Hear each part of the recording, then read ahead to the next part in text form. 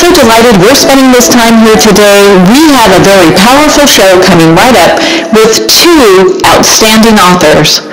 Our first guest today is Dr. William Harris, and he is here to talk to us about his new book, Vanishing Bone. Now, Vanishing Bone takes readers on a detective adventure in contemporary medical science. Disease is rarely observed, revealed, and eliminated in one lifetime. And Dr. Harris is here today to share with us exactly that. So welcome to the show, Dr. William Harris. Thank you very much. It's a pleasure. It's such a pleasure to have you here, Dr. Harris. My goodness. I mean, your book, I couldn't put it down. And for a medical, a book that goes over a medical disease and has a lot of scientific information in it, it was a very easy read for someone who's not in the medical community. Well, one of my aims was to make it as easy to understand as possible. And although we are speaking science, it's easy to provide the limited specific amount of information that someone needs to understand the concepts, the problem that we were faced with, and then how we solved it. Mm-hmm. Well, you definitely are a pioneer in your field, and I'm so glad that we're going to be talking about your book here today. Why don't we start with, I know I like to know, and I know everyone does as well, it's like kind of what started you on this path, first getting into medicine and then kind of researching, what's causing issues with total hip replacements. Well, it's an interesting and somewhat unusual story. The key factor was that I had such great admiration for my father, who was also a physician. And I really loved the amount of love that he had of being a physician. And so in third grade we had to decide what we wanted to do. That's often a third grade project. And I decided at that time that I wanted to be a doctor and never looked back. When it came to choosing within medicine what to do, I found orthopedics to be extraordinarily stimulating. And that had an interesting feature to it also. My dad was in World War I in France, and as part of his job, he had a motorcycle. And he used to tell us wonderful stories about the motorcycle that he had in France, and my brother and I begged him for a motorcycle. He knew better than to do that, so one day he said, "Come on, Bill, let's go to the hospital." And he took me out on a Sunday to see a patient who had been in a motorcycle accident. The idea was to establish the dangers of motorcycles. But instead, in the operating room, I saw what an orthopedic surgeon did, and I saw how the hand worked, and I saw how injuries were managed and made better. And I was fascinated by that and stayed in that fascination ever since. Well, it's always so nice to talk to people who are passionate about what they do, and it's easy to see that's something that you inherited from your father and you continue that legacy. Indeed. Wow, how beautiful. Well, and so I know that we're talking today about the vanishing bone that is really kind of this disease that a lot of people don't even know about that's caused by hip replacement. Yes, it's really interesting in that while we were doing a lot of good for a lot of people by replacing a severely damaged hip joint, we were inadvertently also inserting into the body a particle generator. That is something that actually made tiny particles from the wear that occurred in the joint.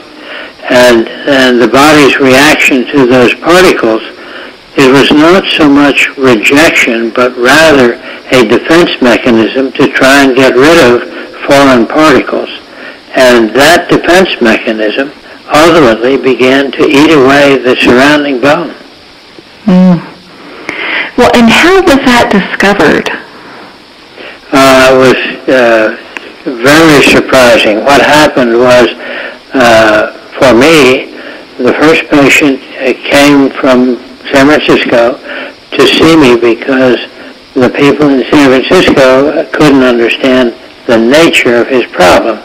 His prosthesis had come loose 7 years after his total hip, and the reason it had come loose was that the surrounding bone had progressively been eaten away. I had never seen anything like this before, except the similarities with certain cancer, which can destroy bone. And so I thought at first it had to be a cancer. But when we examined the tissue in a biopsy, it was not cancer at all, and it was a strange combination of a cell with a curious name called a macrophage, and we had no idea why they were there, nor how they made the bone go away. So it was a complete mystery. And I was surprised that I had not heard about this from anybody before, and we had a hard time finding other people around the world who had seen the same thing. But eventually we were able to see that other people were experiencing this same problem, and now we knew we had to somehow find out the nature of this disease and figure out something to do about it, to get rid of it. Yeah, and definitely new approaches. And in your book, you talk about a lady named Gina who, you came up with this brilliant way of treating her, because she had a little bit of a different issue where it had to do with her, I'll pull this right up here, her bones, her hips kind of got dislocated from birth, at birth. And so I found it so fascinating that you developed just this procedure where you went in and you were able to use the socket of the femur to use for grafting. Yes, this is a separate issue from the bone disease that we've been talking about, but there were other challenges as well, and one of them was there's a group of patients, almost all women, who are born who have the hip joint out of the socket. It's not in the socket. And this was another severe problem that no one had been able to solve. And with total hip replacement, we were able to do some creative surgery and design some new forms of components of pieces to go into a hip that had been completely dislocated, and we're able to solve her problem as well. And now it's a commonplace operation around the world. And it's from what you developed, kind of going forward, which I know I'm kind of skipping around there, but I was so excited when I read that story. I'm like, gosh, that's great. Because, I know a couple people that have had those issues, from birth. And so it's kind of nice to know that there's a solution for them. Yes, indeed. And that was one of the most rewarding parts of my career, and that is, if you could look at a difficult problem that had never been solved before and find a way to make it work and find a solution, that's really rewarding. Well, and so back to, the bone loss, what was it that you were seeing, aside from the cells and the patients that you were seeing, that really started you on your research? Was it just the continuous flow of people coming in with the same issue? Yes. At first we thought it was a rare disease, and then as time went by, we found out that more and more people had it. In fact, this problem got worse with time after the surgery. In other words, they're very rare before 5 years after the total hip surgery, much more common at 10 and even more at 15 years. So that the longer we went with more and more patients having total hip replacement, the more common the problem became. And finally, At its peak, at its very worst, it afflicted 1 million people around the world. And it was the most common cause of failure of a total hip replacement and the most common cause of a reoperation for failure. And the reoperations were exceedingly difficult because the bone that you would ordinarily use for a total hip operation was very often severely compromised or completely absent. And it doesn't leave you much material to work with when you're trying to. So how did you overcome that? Well, the first clue on what was going on, because this was a disease that had never occurred before in the history of mankind, the first clue came from a German orthopedic surgeon who felt that it might be the tiny particles of the bone cement. In the early days, we used a grouting material or a cement that you would actually put into the bone when it was about like a putty. And as it hardened in about 10 minutes, it absolutely rigidly fixed the new pieces of the total hip to the skeleton. And he advanced the idea that tiny particles of the bone cement were the cause, were what attracted the macrophages. That proved to be correct, but it also proved to be incomplete. By that I mean, because we wanted to get rid of the cement as the cause of this disease, we developed new forms of total hip replacement implants that did not require cement. We set it up so that bone would grow directly into them. The patient's own bone would grow into the components, into the pieces, and fix the pieces in the skeleton that way. The surprise came when, again, we were the first to identify the fact that this same disease could occur even if no cement was used. So now we had this more severe problem because we knew that it could occur if you used bone cement, but now we knew that it could occur even without cement. And that led us to understand that the wear of the plastic that we were using to replace the joint cartilage could also call for the macrophages, the body's defense system, to come and see if they could get rid of the small pieces of plastic. Well, it turns out that they couldn't. But as they continued to do what those cells are trained to do, it eventually led to the bone destruction and the bone resorption. And so now we had a much broader problem. We had to find some way to do the operation without bone cement and to make a plastic which didn't wear. Well, and it seems that as soon as you would find like one piece of the puzzle, something else would pop up that would be like, okay, well, it's not the plastic, and, kind of looking to see what it is that keeps causing these issues within the patients. Well, that is really true. There were many hurdles to overcome and many twists and turns in the complex problem of trying to understand the true nature of this problem.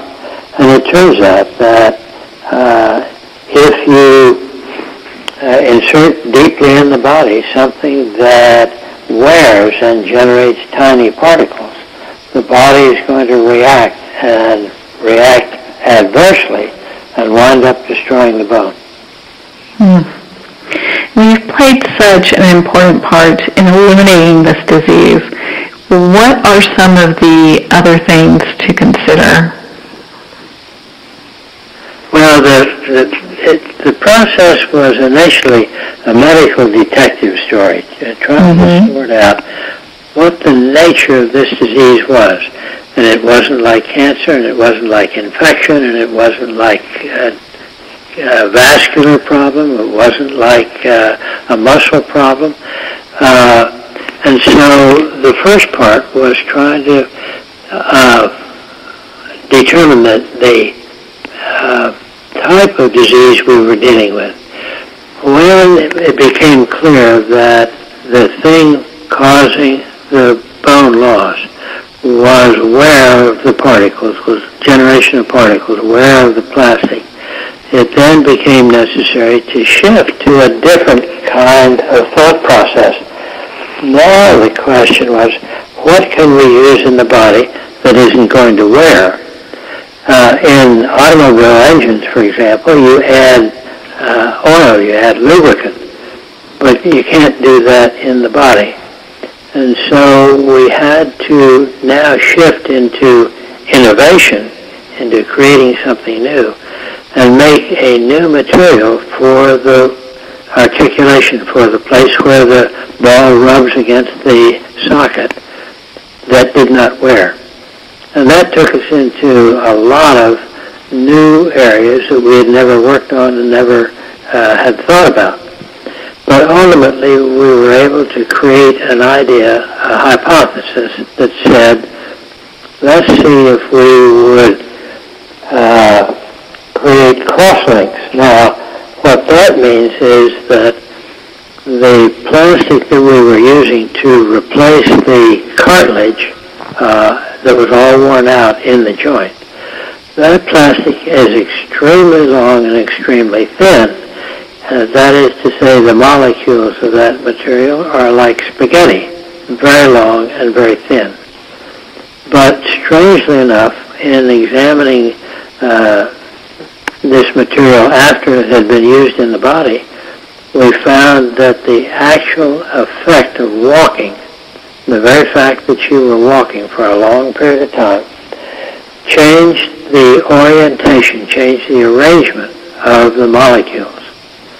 Well, that said, perhaps if we can keep the molecules from moving to a new position, we could stop the wear. And we were able to do that. We did that by adding energy, by putting electron beams through the material and attaching one of the long strands to the next one. And that's a link from one to the other, or if you do it to a lot of them, it's called cross-linking. And so we attached one strand of the polyethylene to the next strand. It couldn't change its position, it couldn't move in the body, and then we tested it in a hip simulator, a machine that replicates about what the hip does, and found that indeed that reduced the wear. Wow. How long did some of this research, this part that we're talking about right now, how long did that research take to develop that? This is a fascinating part of the story because these are really difficult problems and they take a lot of time. It was 30 years before we had really understood the nature of the disease, and it then took us 10 years longer to invent the new material and get it passed by the Food and Drug Administration and get it manufactured so that it could be used in people. And then we needed to know that in fact it succeeded in people, because even though your laboratory experiments look very promising, it's not until you actually use it in people that you know with certainty that it's going to work. And we've been using this now for 18 years.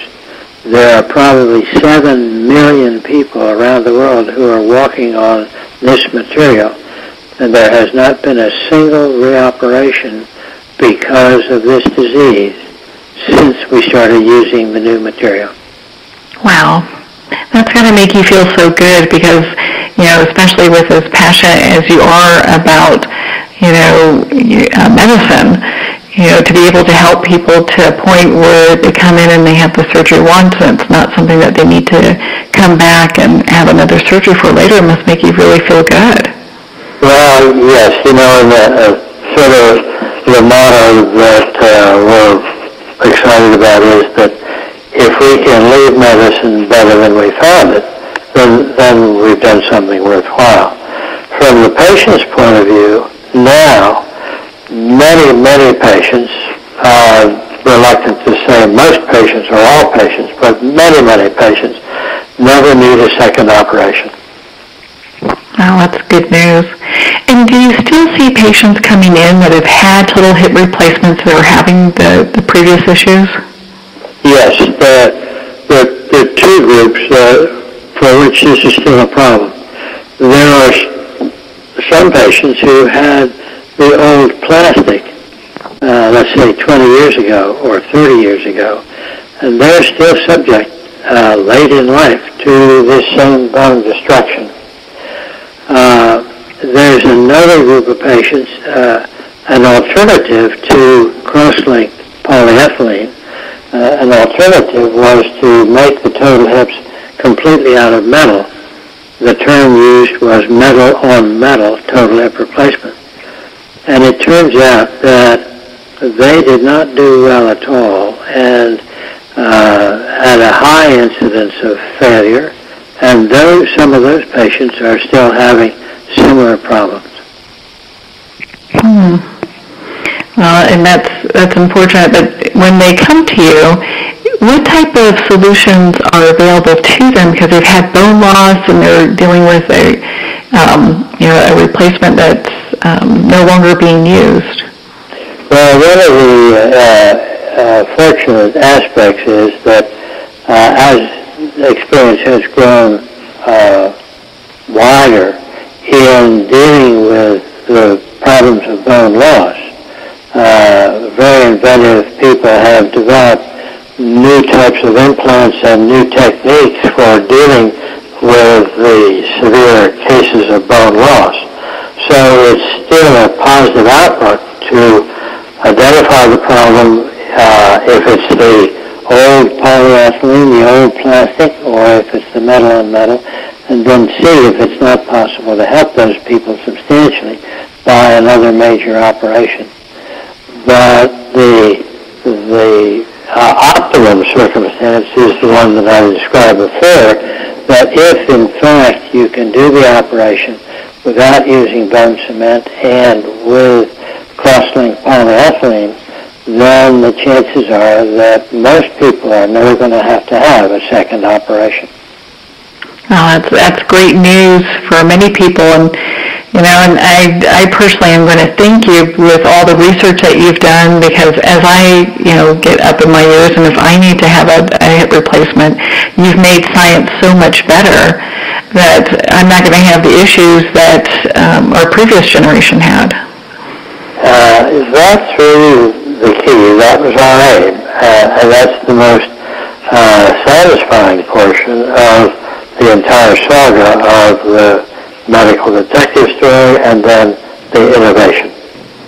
Yeah, we don't want to give away too much of the medical detective story, because people need to pick up their own Vanishing Bone, because it is a fabulous and fascinating read.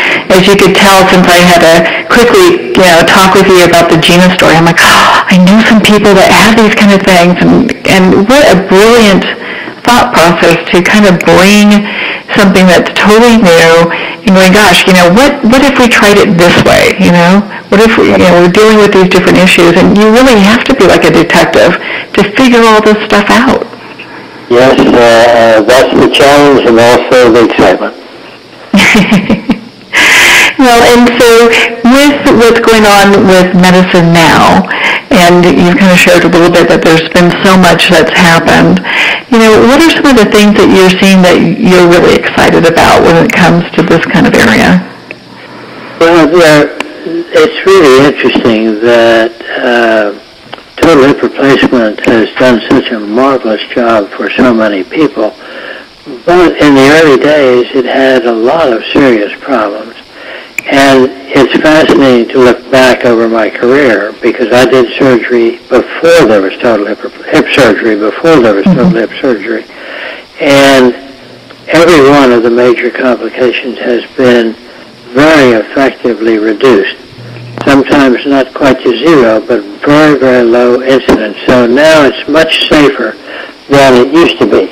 But on the horizon, one of the things that remains a low incidence but serious problem is infection. And now there's some very exciting work being done that aims at putting antibiotics into the cross-linked polyethylene. If we can get that to work well, that should reduce the incidence of infection. And then there's more work that we might be able to put pain medicine in the cross-linked polyethylene. And if we can get that to work out well, then the comfort will be much better than it is now. So there are lots of interesting things underway at this time that will continue to make total hip surgery, total knee surgery, total shoulder surgery, total elbow surgery, total ankle surgery, make all of those things even more effective than they are today. Wow. And so just not affecting the hips, we're talking about just about every joint you can imagine in the body this could impact. Yes, these same problems have affected total knees and total elbows, total shoulders. They've all had this problem of bone loss. The book talks about the hips, but it was a generalized problem of total joint replacement as well. Wow. So where do you go from here, Dr. Harris? I mean, you've kind of conquered one of the world's, one of the most unseen diseases. You call it the stealth disease, and you've been able to figure that out. What's next on the horizon for you? You know, what I think I may do is go to the top of the mountain and sit down. Take a break, right? After doing all that, my goodness. Well, and so, Dr. Harris, where can our listeners, I know your book's available at all major retailers, where can our listeners connect with you? Do you have a website that they can follow? Yes, the website is my name, which is William H. Harris, all one word, at technoir.net. Oh, perfect. Well, we'll have that link here so people can connect with you as well and learn more about the great work that you're doing, especially since you're going to go and sit on the mountain and take a break. So, and where your book's going to be at, and they can connect with you there. So, my goodness, Dr. Harris, thank you so much for taking the time to be on the show with us here today. It's a great pleasure for me to talk with you. It has been such an honor. We are going to pause here for a quick break, and we'll be right back after these messages.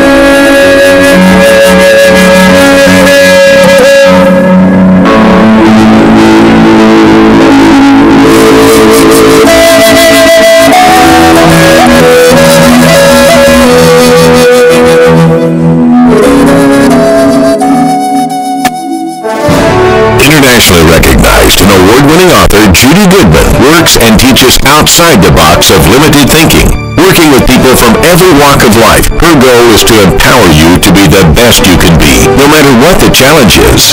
Born with the gift of seeing beyond our normal vision, she has an extraordinary gift of working with every challenge, teaching beyond conventional wisdom. Her work is described as life-changing. Visit JudyGoodman.com. That's JudyGoodman.com.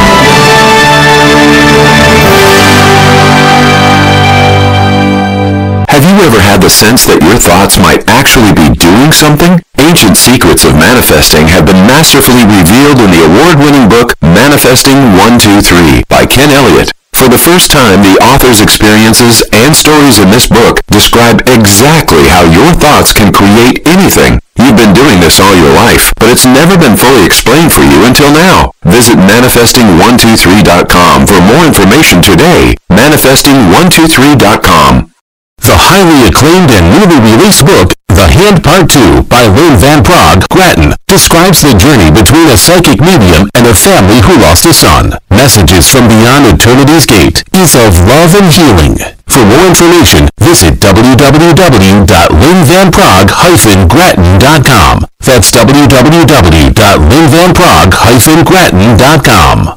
There are nearly 2 million Americans living with amputation. Many live right here in San Antonio. Becoming an amputee can be scary, frustrating, isolating, but there's no reason to feel alone. The San Antonio Amputee Foundation is here to help support you and guide you toward resources such as home and car modifications and even prosthetic limbs. For more information or to make a donation, visit saamputee.org. We'll help you live a full, active life, one step at a time. San Antonio Amputee Foundation, healing limbs, hearts, and souls.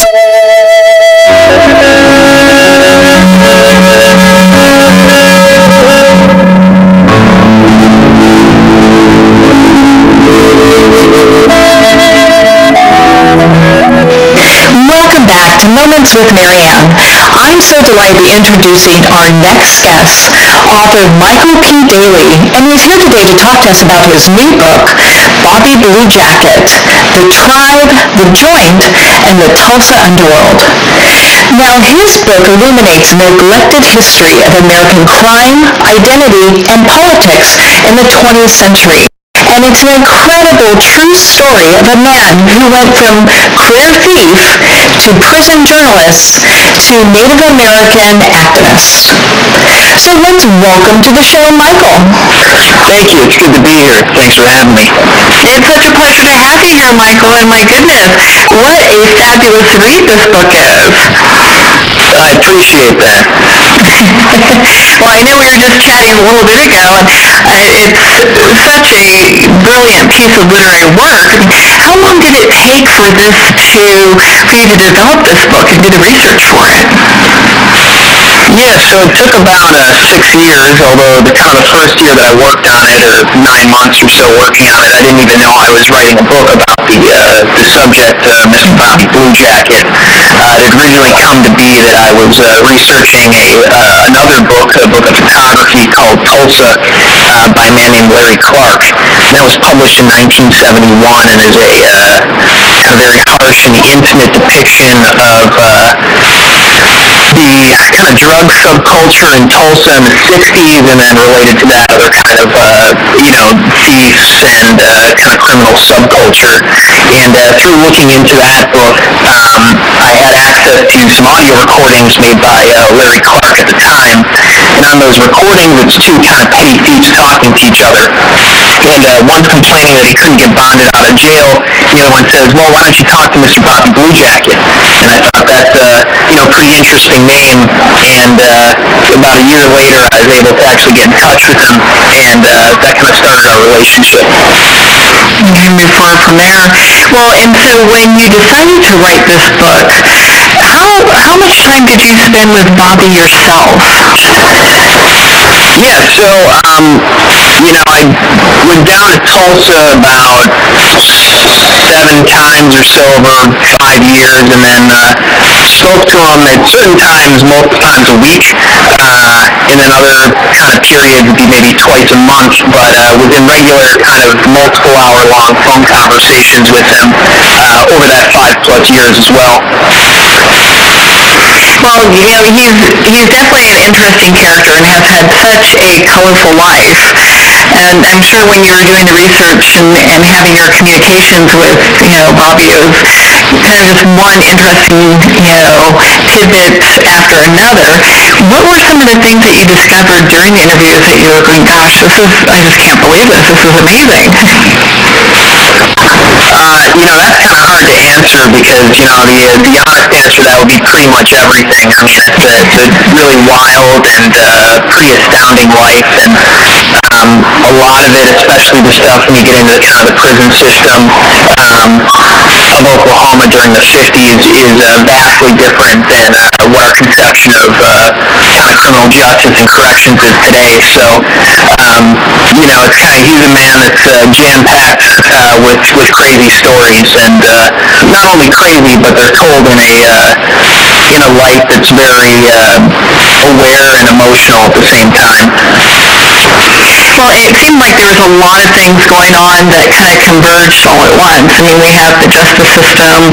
There's a lot of things, this underworld in Tulsa that a lot of people didn't even understand that's going on as well.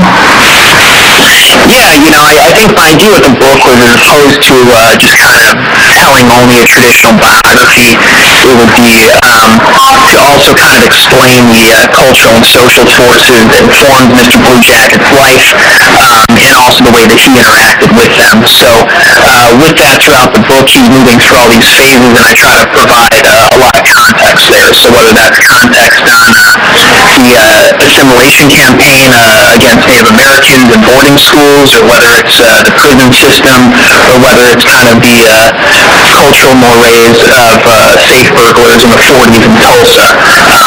Each one kind of has its own codes and context.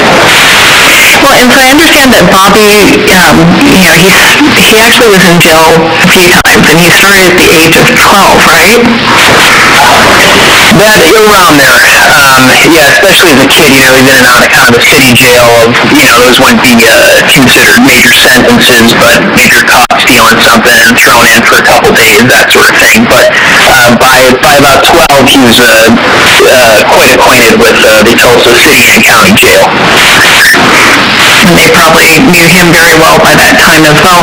When he was incarcerated for one of the longer stints, because we don't want to give too much of the book away, because I know people are going to want to get their own copy of Bobby Blue Jacket, but why don't you share with us a little bit about one of his incarcerations?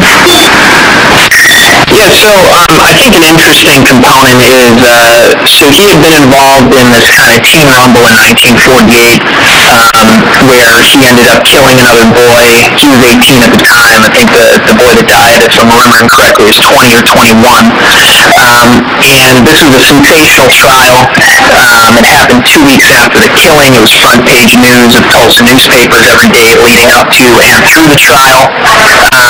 And what I believe was a wrongful conviction, he ended up getting a guilty first-degree manslaughter and sentenced to 99 years in prison. So he essentially, at that point, believed his life was over. He's sent to Oklahoma State Penitentiary that same year in 1948. 49, he's transferred to another prison called Oklahoma State Reformatory. And that's off kind of in the middle of nowhere in a town called Granite, also in Oklahoma. And he arrived at Granite right at a time there was a very transformative period in Oklahoma's prison system. Leading up to his arrival, it had basically become this underfunded, broken down kind of, Blue Jack describes it as a dungeon-like atmosphere where, you're beaten simply for kind of looking the wrong way. But when he arrived, a new warden had just been instated named Joe Harp. And through Joe Harp and also the commissioner at the time, the reformatory got funded, and all these new programs got put in place. Among these programs were a new grade school and a accredited high school, which would eventually become the first desegregated prison high school in the country, and a prison newspaper, of which Mr. Blue Jacket became editor, as well as prison sports teams like baseball and football. And so Blue Jacket basically came of age throughout these programs, and they ended up equipping him with a bunch of different skills that he'd utilize throughout the rest of his life, particularly writing and speech making. Well, and it sounds like he kind of talked about this a little bit too. He got his education in prison, which it seemed to just kind of forward things along. Yeah, and he talks about it at length, which I quote him in the book, but it really was the beginning of his maturation, and this kind of coalescing also with him meeting several powerful men at the time, journalists and kind of political figures, resulted in him ultimately getting paroled in 1957 and given a chance to start his life over. And start doing that. So when he left prison, what were some of the things that he did to kind of get that life of his kind of back on track? Yeah, so when he had gotten out, he had a lot of people looking out for him, which was, pretty crucial. And he fell in with a guy named Clyde Swarthout, who had a used tire business. And the used tire business is basically driving around, going to junkyards, tire farms, garages, finding old tires for cheap and reselling them for a decent margin. And through this, he was able to build up kind of a self-sustaining business, making legitimate money, and was pretty successful. At the same time, kind of a unconventional route, but he became involved in local politics by virtue of the fact that he knew all the law enforcement members from his time as a thief, and he was also now acquainted with state officials, and such as pardon and parole folks, as well as other kind of local politicians, who became kind of what I call an impresario, staging campaign events, doing ballyhoo, doing that sort of thing. So he really got reintegrated in the community there in Tulsa. It sounds like he was able to kind of find his niche. It's something he was kind of looking for all along. Yeah, I think it's hard for me to say that with certainty, but he certainly seemed to fall in and find success pretty naturally. Yeah. Well, and I know in your book you talked, it's got such great, not only details in regards to his life, but man, you've got these pictures, these historical pictures that are just of the city of Tulsa and different people as you went along. How difficult was it to get these pictures for this book? Yeah, the ones, a lot of them are from Blue Jacket's own collection over the years. He has a little kind of shoebox full of these, going back to, the 30s. Some of the photos were kindly granted use to me by the Tulsa World and other newspapers of the period, like wire services like UPI. Some of them, and also the Oklahoman granted me some photos. So, it was a process to collect them, but it was one of those things that either I knew exactly what I was looking for and hunted it down, or it was just a photo that I could have never thought existed that I either found by happen chance or, Mr. Blue Jacket pulled it out from under a seat, where it's just an amazing photograph of, say, the McAllister baseball team, hitting a home run in 1955. That's pretty amazing. Yeah, it really gives you a deep insight to his life by just having those pictures the way they are in the book. And it really makes it feel like you're making this personal connection. And I feel like if otherwise it wasn't there, it might not have been as deep.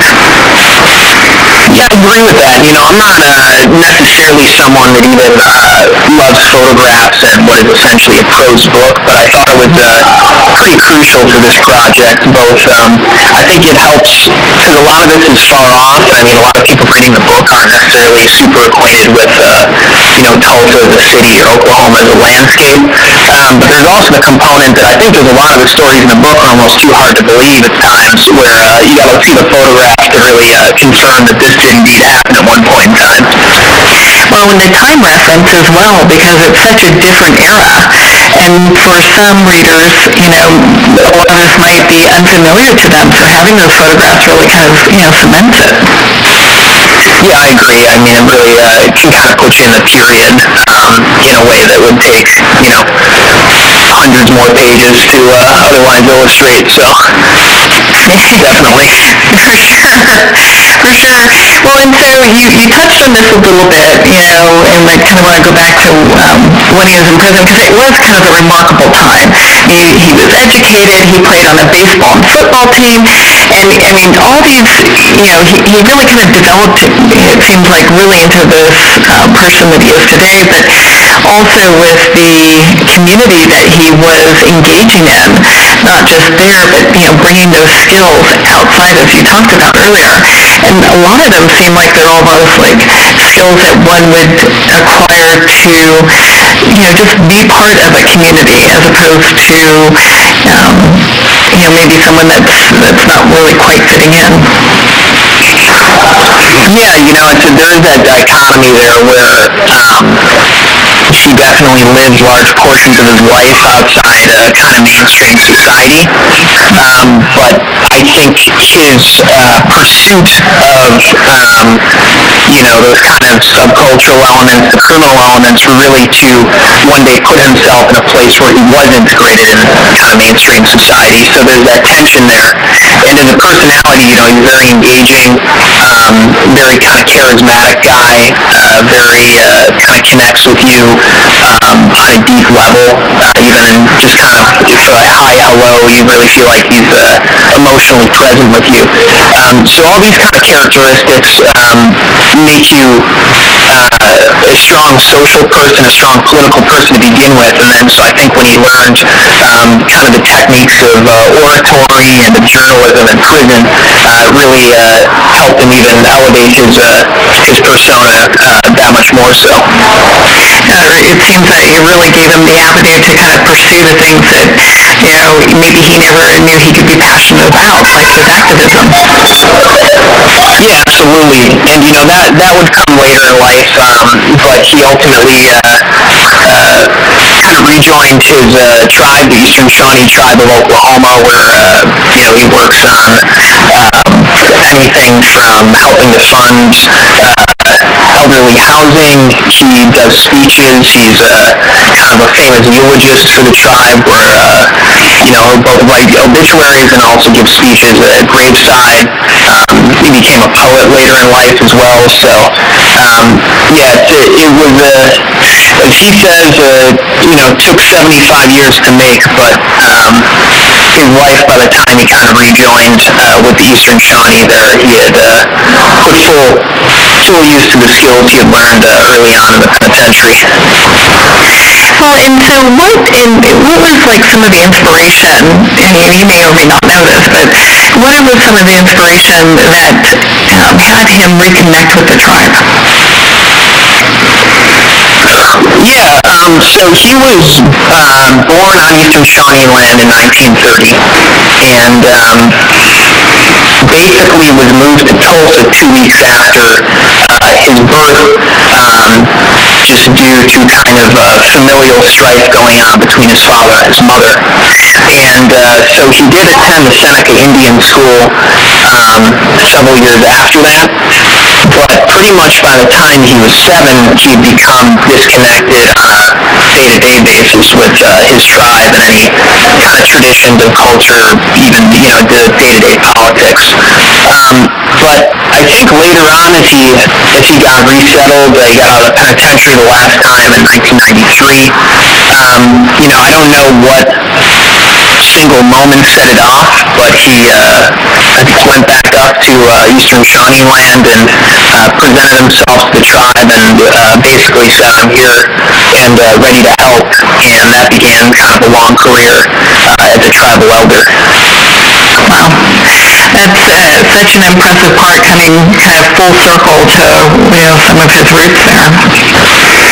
Yeah, absolutely. And a lot of his early experiences in boarding schools are both horrifying and very impactful in their own right. So I think he kind of saw it as a full circle, kind of coming back to where he started.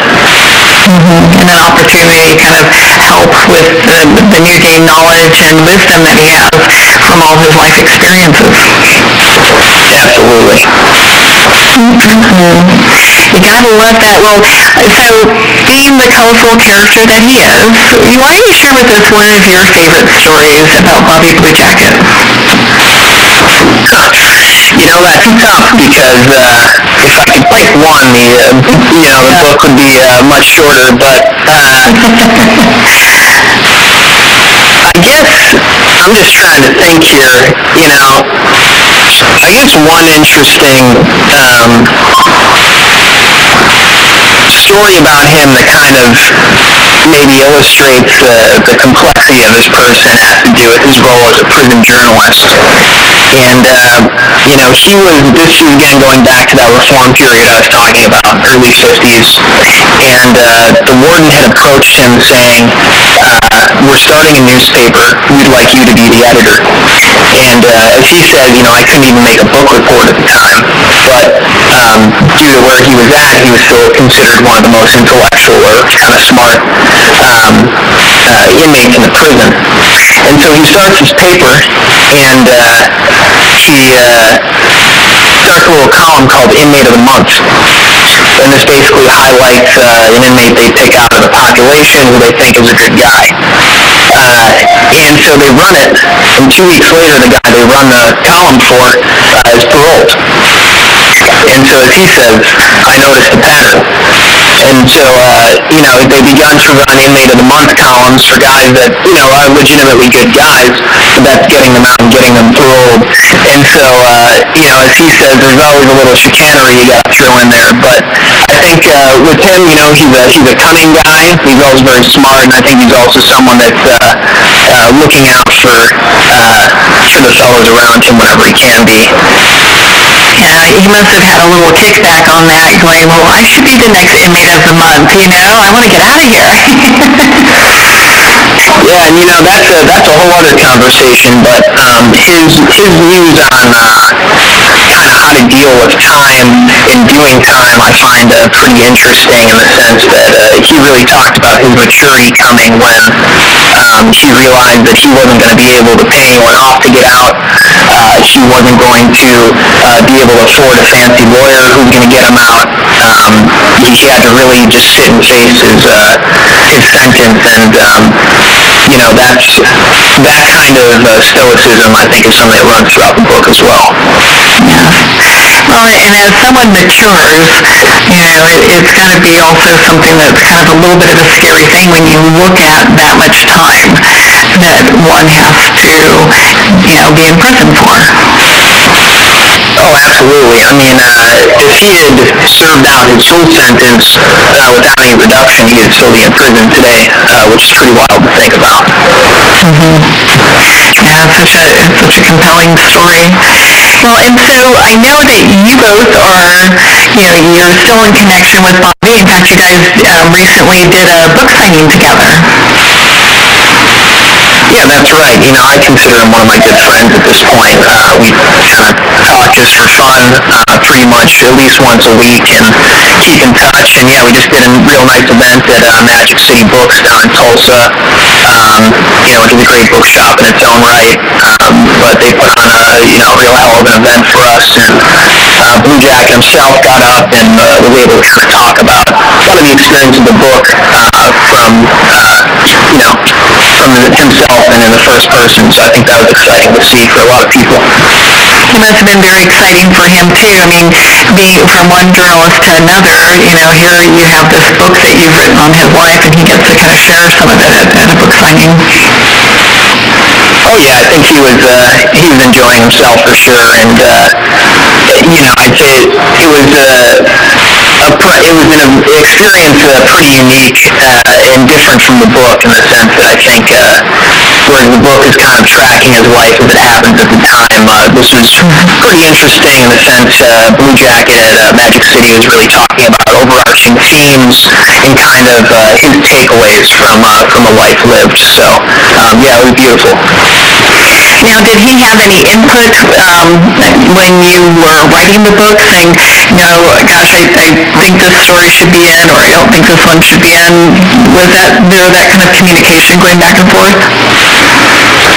No, not really. I mean, he was pretty hands-off. As he says to me often these days, he's blown away in terms of being surprised that it is as big of a book as it turned out. And really, the interviewing style is very unconventional. The book is based upon where these were not kind of formal, stiff interviews. It was usually either the two of us just kind of casually talking on the phone, or just like driving around Tulsa and kind of stream of consciousness talking about the past. So I might have a few kind of touch points or a topic going into a conversation that I know I want to clear up, or maybe I want to confirm a date or something like that. But it was very kind of free-flowing, and I think because of that, the relationship was different than, say, him kind of micromanaging any given story or something like that. It kind of doesn't sound like that would be his style anyway, right? Yeah, I don't think so. Yeah, I mean, he's kind of a free spirit overall. Yeah, absolutely. Well, and so what would you like the readers to take away from your book? What are some of the things that you'd like them to kind of take away? Well, I don't like to dictate necessarily what people make of a book, but I guess I could say that maybe talk about why I thought it was an interesting story to do, which really boils down to the fact of kind of, I think in the way our kind of media and political discourse and a lot of the way we talk about history sometimes is in these kind of like abstract verticals of whether it's economic history or social history or something like that, where to me it really all boils down to human beings and individual experience in the midst of all these forces going on. So that's kind of how I looked at Blue Jacket, as this one man who can reflect all these disparate elements of the American experience. So I think in terms of what a reader can take away, again, that's going to be largely on them, but I think overall, I hope they can get across the kind of the human element in history and the lived experience. Well, so Michael, where can people connect with you and learn more about the book Bobby Blue Jacket and also about the other work that you do? Yeah, the best place would probably be bobbybluejacket.com. That's got a bunch of information on the book, and you can pick up a copy through there as well. So I would say start there. Well, and then you have another website for your other writings that you do. Oh yeah, my previous books are on michaelpdaily.com. So that would be something to check out of some of the other projects I've worked on as well. Yeah, so they're all listed there. Well, Michael, thank you so much for taking the time to be on the show with us here today. Hey, it was my pleasure. I appreciate you having me on here. Well, that's all the time we have for today. I would like to thank everyone for tuning in. You've been listening to Moments with Mary Ann. And remember, make every moment count.